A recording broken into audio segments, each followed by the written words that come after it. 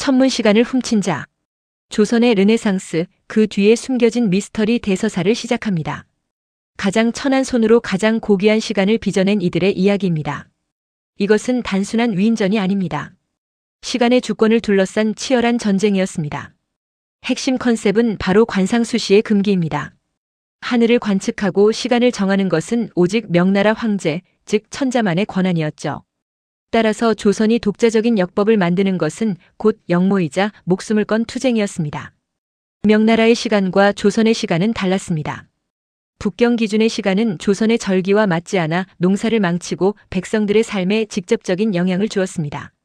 이는 명의 시간과 조선의 시간 사이의 불일치를 보여주는 지도입니다. 결국 이 문제는 세종과 장영실이 자주권을 확보하기 위한 소리 없는 전쟁과 같았습니다. 15세기 조선은 가장 화려한 문명 개화기였지만 동시에 위험한 과도기였습니다. 당시 조선은 외부적으로 명나라로부터 시간의 독점과 감시, 압박을 받고 있었습니다. 이는 명나라의 위성국이었던 조선에게 피할 수 없는 외부 갈등이었죠. 내부적으로는 성리학적 명분론을 내세우는 사대부들과 실용주의 과학을 추구했던 세종과 장영실 사이에 갈등이 있었습니다. 사대부들은 과학을 잡학으로 여기며 신분 질서를 위협하는 것으로 보았고 세종과 장영실은 농업을 위한 독자적인 시간이 절실했습니다. 아니되옵니다라는 상소는 단순히 반대를 넘어 기득권 수호를 위한 필사적인 저항이었던 것입니다. 이 시기는 사대에서 자주로 나아가려는 조선의 노력이 첨예하게 부딪혔던 때였습니다. 이 이야기의 중심에는 장영실이라는 인물이 있습니다. 그는 경계인의 고독과 기술적 광기를 동시에 지닌 인물이었죠. 그의 출생의 비밀을 보면 원나라 기술자 아버지에게서 기술적 DNA를, 기생 어머니에게서 천한 신분을 물려받은 혼혈이었습니다. 조선 어디에도 속하지 못한 철저한 이방인으로서 그는 오직 기술만이 자신을 증명하고 생존할 수 있는 유일한 무기라고 생각했습니다. 거친 손끝에서 탄생하는 정교한 우주를 만들어내며 기계 앞에서는 신분도 시간도 있는 몰입감을 보여주었습니다. 다음은 세종대왕입니다. 병마와 싸우며 시간을 쫓는 고독한 혁명가였죠. 그는 이중적인 면모를 지니고 있었습니다. 겉으로는 명나라를 섬기는 사대를 취했지만 뒤로는 독자적인 비밀 프로젝트를 가동했습니다.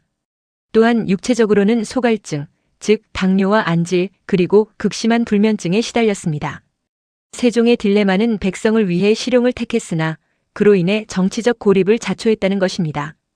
그는 장영실을 지켜야 하는 인간 이도와 사대부를 안고 가야 하는 군주 사이에서 끊임없이 갈등했습니다. 두 사람의 관계는 지음을 넘어 운명 공동체였습니다.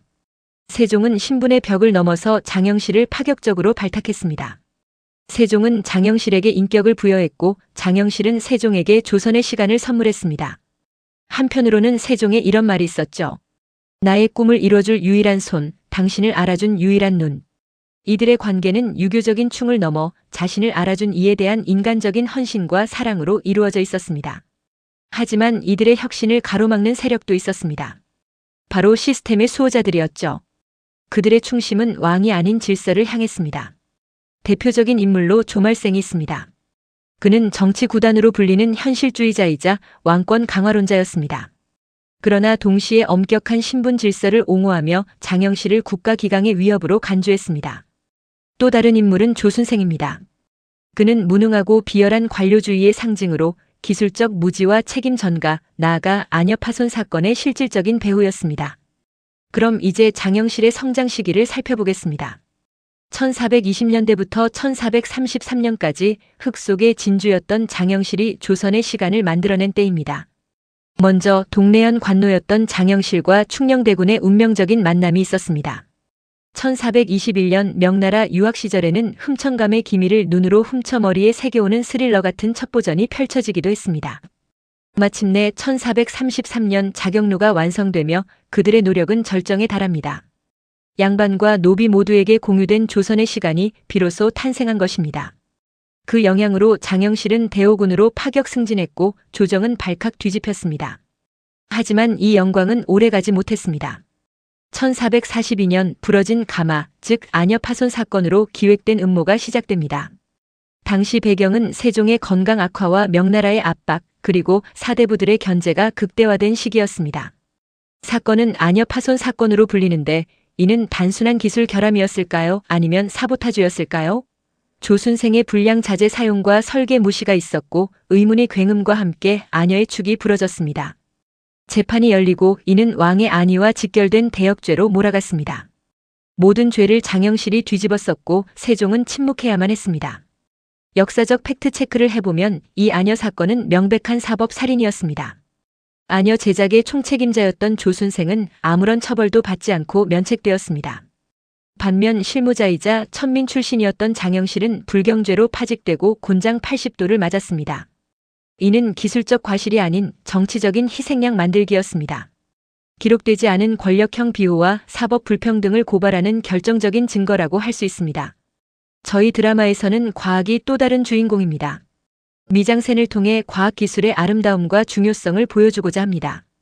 먼저 작용루, 즉 물시계는 물소리와 구슬의 움직임을 이용하여 긴장감을 조성하고 조선판 골드버그 장치로 연출하여 시청자들의 눈길을 사로잡을 것입니다. 다음으로 앙부일구, 즉 해시계는 지식이 민초에게 공유되는 과정을 보여주는 감동적인 매개체가 될 것입니다.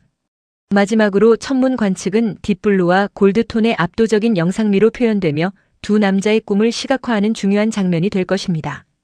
결국 장영실은 역사 속에서 증발해버린 천재가 되었고 우리에게는 많은 질문을 남겼습니다.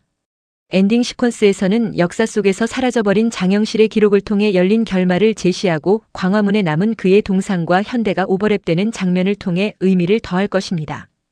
저희는 이 작품을 통해 다음과 같은 질문을 던집니다.